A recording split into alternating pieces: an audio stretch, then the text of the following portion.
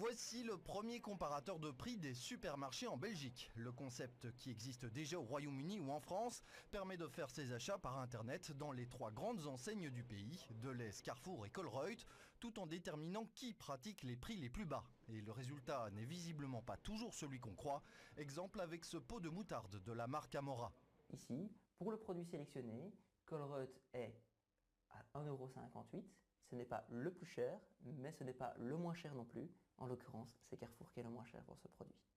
Qu'en pensent les distributeurs concernés? Ils se disent en général favorables à l'initiative, mais avec quelques réserves tout de même par rapport aux différences de prix épinglées. Chez Colruyt, on insiste sur les moyens déployés dans ce service pour s'assurer que les prix affichés sont bien les plus bas du marché.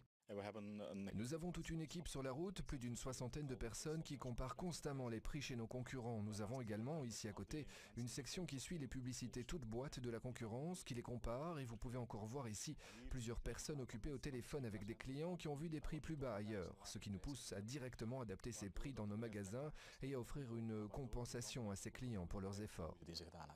Certains prix évolueraient donc plusieurs fois par jour sans que le comparateur ne puisse toujours suivre la cadence. Pour le moment, le site internet est actualisé au moins 2 fois par semaine. Pourquoi est-ce qu'on le fait comme ça? C'est pour ne pas surcharger non plus la bande passante des sites internet des distributeurs. Maintenant, avec l'autorisation des distributeurs, nous pouvons très bien, s'ils le désirent, augmenter la fréquence d'actualisation de notre site internet à 1 fois par jour, même voire plus d'1 fois par jour s'ils le désirent.